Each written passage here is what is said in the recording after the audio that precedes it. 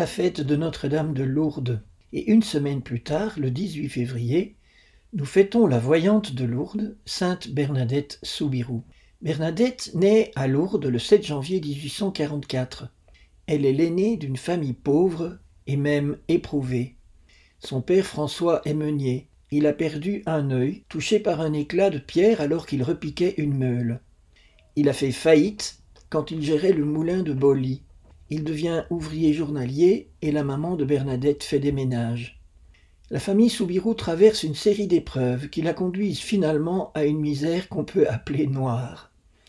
En 1857, ils sont obligés de vivre dans une salle insalubre de 3,72 mètres sur 4,40 mètres qu'on appelle le cachot, parce que ce lieu a servi de prison dans le passé. Dans ce bouge infect s'entasse la famille qui compte à l'époque 3 enfants de 13, 12 et 2 ans. Mais les malheurs de la famille ne s'arrêtent pas là. Le papa François est accusé injustement d'avoir volé 2 sacs de farine et il est mis en prison puis libéré après une semaine. Dans ces conditions, comme Bernadette est asthmatique et de santé très fragile, ses parents l'envoient dans le village de Barthès chez une brave femme, Marie Lague, qui a été sa nourrice. Là, Bernadette s'occupe des 2 enfants de la famille Lague, elle aide au ménage, elle garde les brebis. Elle en profite aussi pour commencer le catéchisme en vue de sa première communion.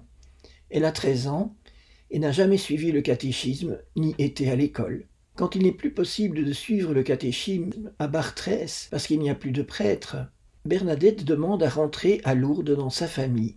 Nous sommes en janvier 1858, 1 mois avant la première apparition. De retour à Lourdes, Bernadette entre pour la première fois à l'école. Elle est admise comme externe dans la classe des indigents de l'école des Sœurs de la Charité de Nevers. Elle assiste irrégulièrement aux cours et elle suit le catéchisme en vue de sa première communion.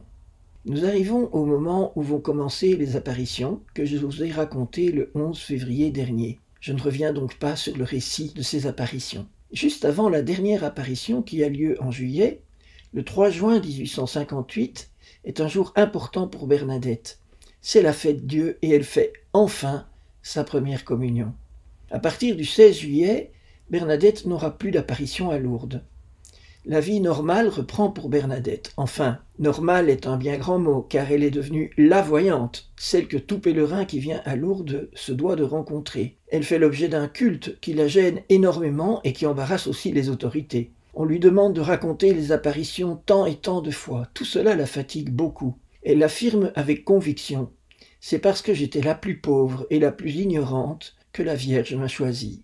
Entre-temps, Monseigneur Laurence, évêque de Tarbes, dont dépend Lourdes, a lancé une commission d'enquête. Celle-ci a travaillé 3 ans et demi, et le 18 janvier 1862, elle reconnaît les apparitions.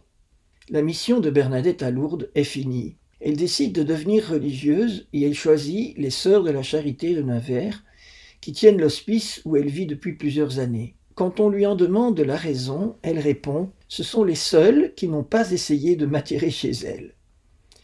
Elle va donc devenir Sœur Marie Bernard. Le lendemain de son arrivée à Saint-Gildard, la maison mère des Sœurs de Nevers, Sœur Marie Bernard, notre Bernadette, est présentée à la communauté et il lui est demandé de raconter une fois pour toutes les apparitions. 300 religieuses assistent à cette narration. Ensuite, Mère Joséphine Imbert, la supérieure générale, interdit aux sœurs de parler encore des apparitions ni entre elles, ni avec Bernadette. 7 mois après son arrivée à Saint-Gildard, Sœur Marie Bernard fait une terrible crise d'asthme, comme elle avait coutume d'en faire de temps en temps. On la croit à la mort. Elle reçoit de nouveau l'extrême-onction et avec l'accord du conseil de la congrégation, on lui fait faire ses vœux définitifs in articulo mortis, en présence de l'évêque de Nevers, Monseigneur Forcade, accouru pour l'occasion. Mais Bernadette ne va pas mourir à cette occasion et donc elle va reprendre sa vie de novice normalement. Et au noviciat, la maîtresse des novices, Mère Marie-Thérèse Vauzou, est dure avec Bernadette. C'est probablement pour être sûre de ne pas la privilégier. N'oublions pas qu'elle a l'aura de voyante de la Sainte Vierge. Et Bernadette, de son côté, trouve normal d'être humiliée. Elle dit « La maîtresse des novices a bien raison, car j'ai beaucoup d'orgueil. Mais maintenant que je suis ici, je travaillerai à me corriger. Ce n'est pas comme à Lourdes, où j'étais entourée de trop de monde. » Bernadette a d'ailleurs une grande affection pour mère Marie-Thérèse Vauzou, et celle-ci montre aussi qu'elle apprécie Bernadette en lui donnant souvent des responsabilités. Le 30 octobre 1867, sœur Marie Bernard fait sa profession définitive avec 44 novices qui finissent leur formation. Elle est affectée à la maison mère. À partir de ce moment, sœur Marie Bernard va occuper différents postes dans la maison mère. Aide infirmière, puis responsable de l'infirmerie. Lorsque sa santé se dégrade, elle redevient aide infirmière, puis aide sacristine. Elle perd son papa le 4 mars 1871, mais elle ne peut participer aux funérailles. Sa santé se dégrade rapidement. À partir de 1875, elle est constamment malade.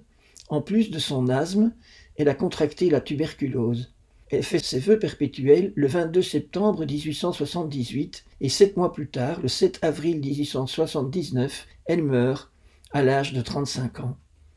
Bernadette est canonisée par le pape Pie XI en 1933. Elle est sainte non pas parce qu'elle a vu la Sainte Vierge, mais pour l'héroïcité de ses vertus. Et parmi les vertus héroïques que Bernadette a exercées, il y a la vertu d'humilité. Il faut essayer de se mettre à sa place. Elle a vu la Sainte Vierge, ce qui est une grâce insigne. Elle a été l'objet d'une vénération publique. Tout le monde voulait la voir, la toucher, lui demander des prières. Malgré tout cela, elle est restée de marbre. Jamais elle n'en a tiré gloire ou profit. Elle avait un bon sens paysan inébranlable. Elle avait une grande conscience de ses limites et de sa pauvreté. Rappelez-vous qu'elle affirmait « C'est parce que j'étais la plus pauvre et la plus ignorante que la Vierge m'a choisie ». Bernadette a connu beaucoup d'humiliations, en particulier au cours de son noviciat chez les Sœurs de la Charité. Elle faisait l'objet de ce que j'appellerais un traitement spécial de la part de la maîtresse de novice, mère Marie-Thérèse Vauzou. Selon la coutume de l'époque, on faisait baiser la terre pour humilier les novices. Bernadette a dû le faire tant de fois qu'elle a dit un jour « Je cherche le carreau que je n'ai pas encore embrassé ». Cette humilité de Bernadette n'est pas commune. On ne trouve chez elle aucun orgueil spirituel, aucune prétention ou revendication qui la distinguerait des autres.